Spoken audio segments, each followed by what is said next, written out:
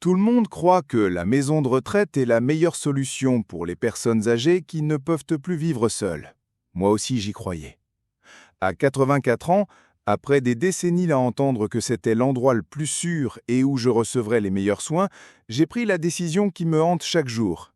J'ai vendu ma maison et j'ai déménagé dans un établissement qui promettait d'être mon nouveau foyer.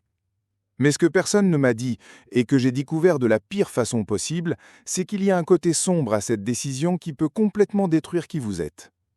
Mon nom allait... Bon, ça n'a plus d'importance maintenant. Ce qui compte, c'est ce que j'ai à vous raconter. Ces 2 dernières années, j'ai été témoin de choses qu'aucune femme ne devrait ignorer avant de prendre cette décision. J'ai vu des gens qui arrivaient en marchant et qui repartaient en fauteuil roulant. J'ai vu des familles qui promettaient des visites hebdomadaires et qui disparaissaient progressivement. J'ai vu la dignité se perdre petit à petit comme du sable qui s'écoule entre les doigts. Et le pire de tout, j'ai vu des gens comme moi, qui pensaient faire le bon choix, découvrir qu'ils étaient tombés dans un piège dont il est presque impossible de s'échapper. Aujourd'hui, je vais partager avec vous les 6 regrets les plus profonds que j'ai d'être entré dans une maison de retraite. Ce n'est pas pour critiquer ces établissements, certains sont excellents et nécessaires. C'est pour révéler des vérités dont personne ne parle, des conséquences que personne ne mentionne et des alternatives que personne ne considère. Si vous envisagez de prendre cette décision pour vous-même ou pour quelqu'un que vous aimez, ou si vous l'avez déjà prise et que vous sentez que quelque chose ne va pas, alors vous devez écouter chaque mot de ce que je vais vous dire. Parce qu'une fois que vous entrez, sortir n'est pas aussi simple que vous le pensez. Et quand vous vous en rendez compte enfin, il peut être trop tard. Mais il y a encore du temps pour que vous fassiez différemment.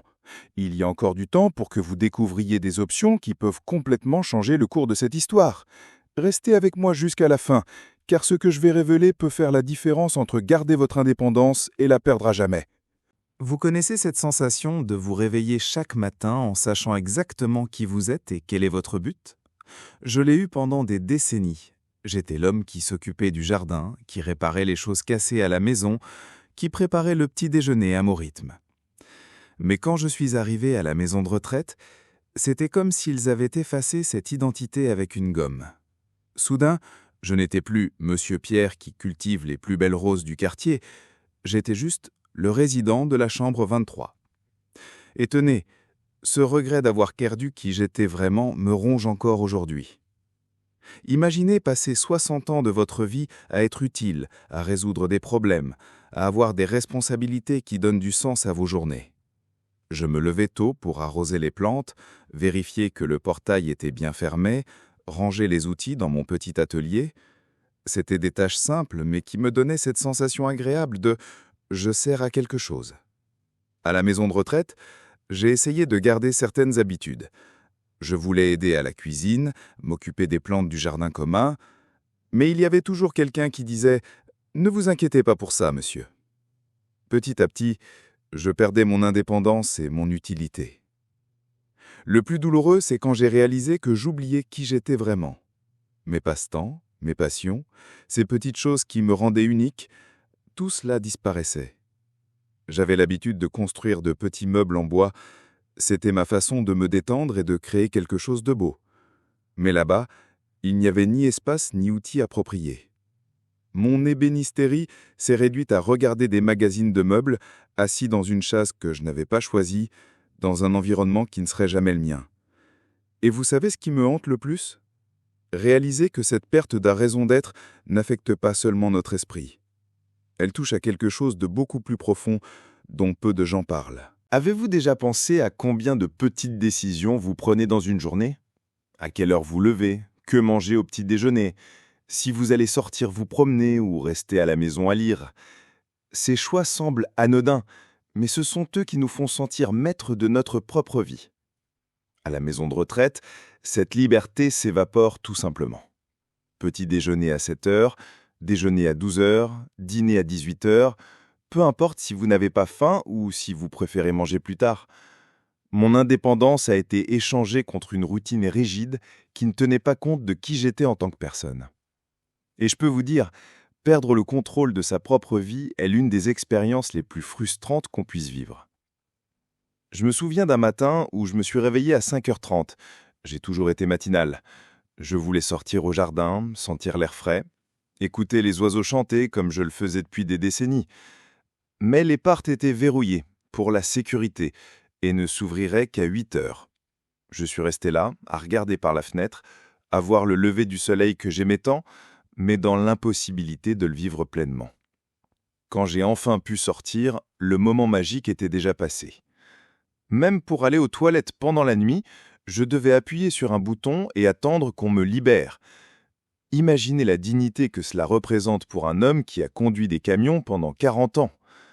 La perte de liberté de mouvement a été dévastatrice. À la maison, je me promenais dans mon jardin quand je voulais réfléchir. J'allais à la boulangerie du coin acheter du pain frais. Je rendais visite à mon voisin pour prendre un café. Dans l'établissement, chaque déplacement devenait une négociation. « Où allez-vous, monsieur ? Avez-vous besoin de quelqu'un pour vous accompagner ? Vous ne pouvez pas sortir seul. » Mon fauteuil roulant, qui devait être mon indépendance, est devenu une prison avec des règles.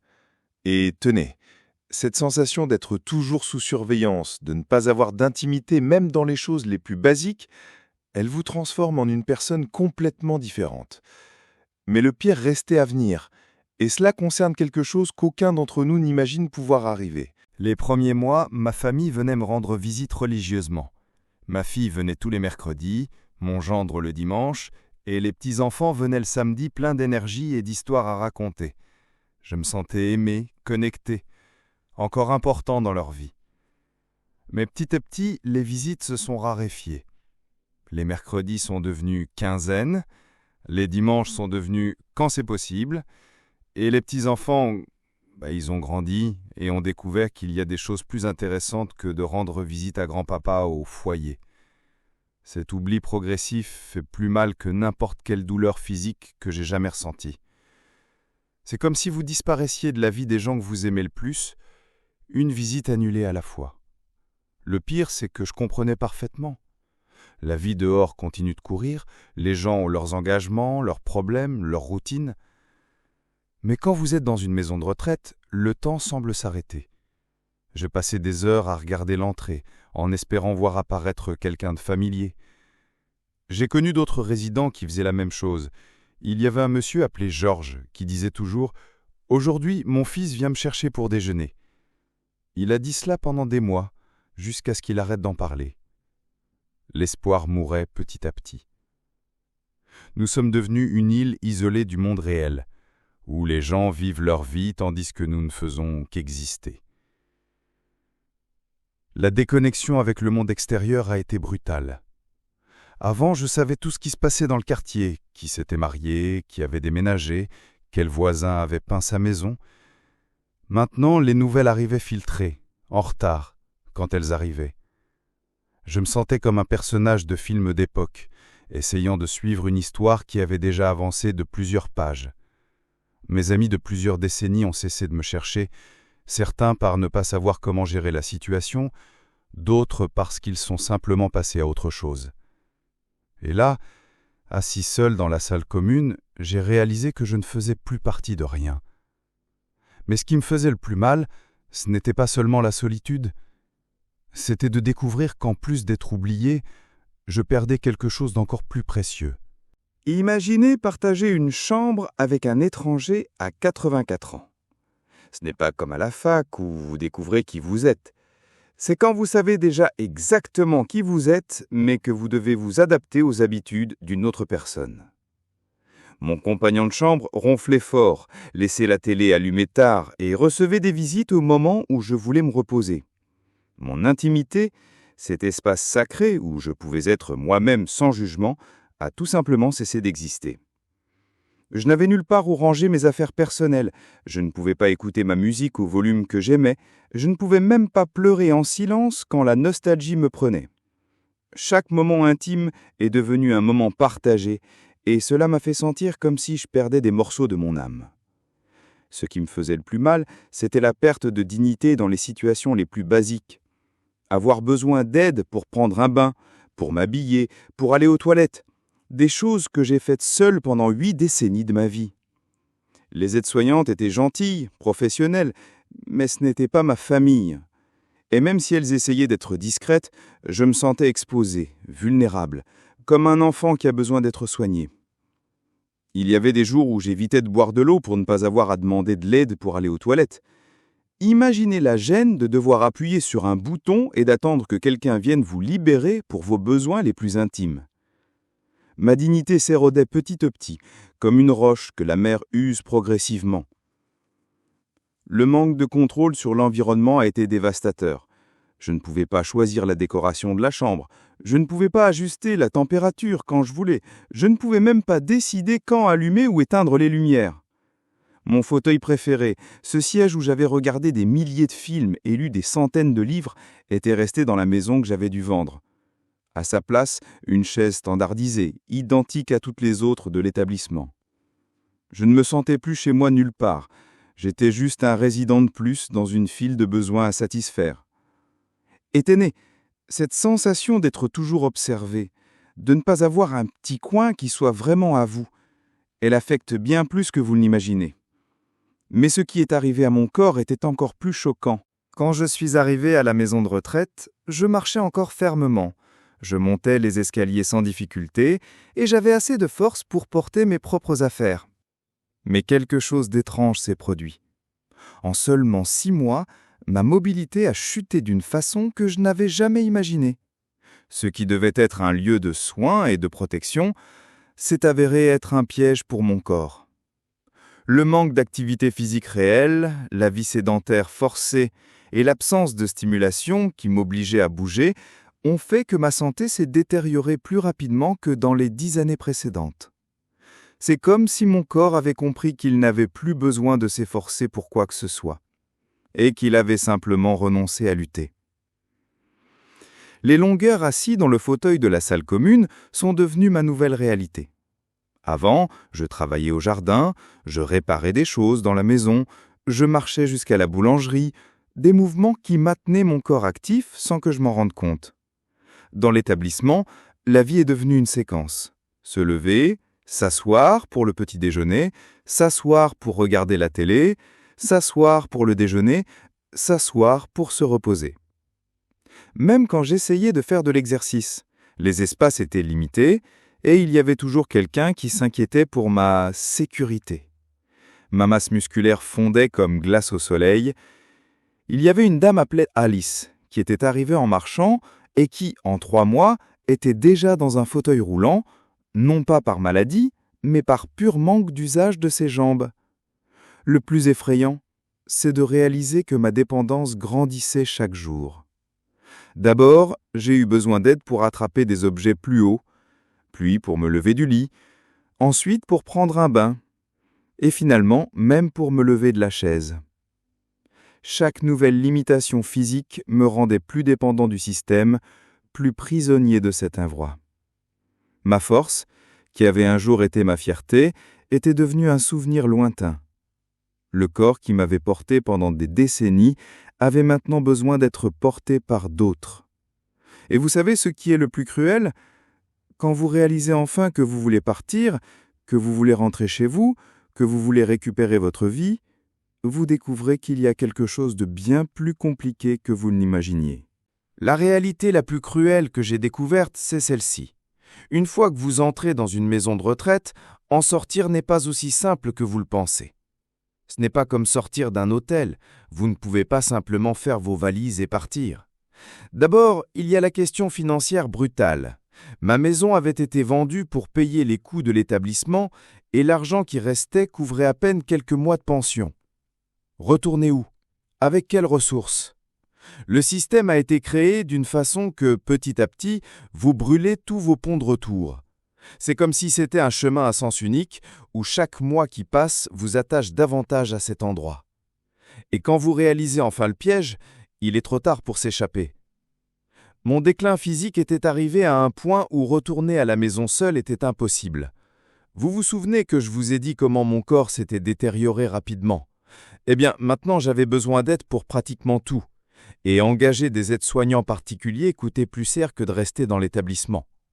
Ma famille, qui au début parlait de me ramener, voyait maintenant que j'étais une responsabilité trop lourde. Je ne leur en veux pas, ils ont leur vie, leur travail, leurs problèmes. Mais la vérité, c'est que j'étais devenu un fardeau que personne ne savait comment porter. L'indépendance que j'avais perdue n'était pas quelque chose que je pouvais simplement récupérer avec de la bonne volonté.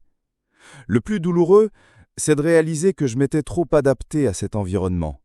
Ma routine, mes relations, même ma capacité à prendre des décisions, tout était conditionné par la vie institutionnelle. C'était comme si j'avais oublié comment vivre dans le monde réel. Quand ma fille a suggéré que je pourrais habiter chez elle quelques mois, j'ai senti la panique. Comment ce serait de me réveiller sans horaire fixe? Comment ce serait de cuisiner ma propre nourriture? Comment ce serait de redevenir responsable de moi-même? L'établissement m'avait rendu dépendant non seulement physiquement, mais émotionnellement. Et c'est la vérité la plus dure. Après un certain temps, vous cessez de vouloir sortir. Vous acceptez que c'est votre place, votre nouvelle réalité. Mais si je pouvais remonter le temps et avoir toutes ces informations avant de prendre cette décision. Écoutez, après avoir partagé ces 6 regrets avec vous, je veux que vous sachiez que je ne suis pas là pour effrayer qui que ce soit ou diaboliser les maisons de retraite. Certaines personnes ont vraiment besoin de ce type de soins, et il existe des établissements merveilleux. Mais mon objectif était de vous donner des informations que j'aurais aimé que quelqu'un partage avec moi avant que je prenne cette décision. Des informations réelles, sans filtre, venant de quelqu'un qui a vécu dans sa chair chacune de ces expériences. Si vous envisagez ce changement pour vous-même ou pour quelqu'un de cher, maintenant vous avez ce que la plupart des gens n'ont pas, la vérité complète. Vous savez pour la perte d'identité, la perte de contrôle, l'isolement, la question de la dignité, le déclin physique accéléré et, surtout, comme il est difficile de faire marche arrière sur cette décision. Avec ces informations, vous pouvez rechercher des alternatives, poser des questions plus précises, visiter des établissements avec d'autres yeux, ou même trouver des façons de maintenir votre proche à domicile avec le soutien approprié. Mon regret ne doit pas être le vôtre. Mon expérience peut être le carburant pour que vous fassiez des choix plus conscients, plus éclairés, plus alignés avec ce qui compte vraiment. Préserver la dignité, l'indépendance et la qualité de vie le plus longtemps possible. Maintenant, je veux savoir, lequel de ces 6 regrets vous a le plus touché? Écrivez dans les commentaires ce qui vous a le plus marqué. Je veux comprendre laquelle de ces réalités touche le plus le cœur des gens, car cela m'aide à continuer de partager des informations qui font vraiment la différence dans la vie de famille comme la vôtre. Et si ce contenu vous a été utile, abonnez-vous à la chaîne et activez la cloche des notifications, car chaque semaine, j'apporte des informations qui peuvent transformer la façon dont vous envisagez le vieillissement et les soins aux personnes âgées. Des informations qui peuvent faire la différence entre une vieillesse digne et une vieillesse pleine de regrets. Votre prochaine décision peut tout changer, et je serai là pour vous aider à prendre les meilleures décisions possibles.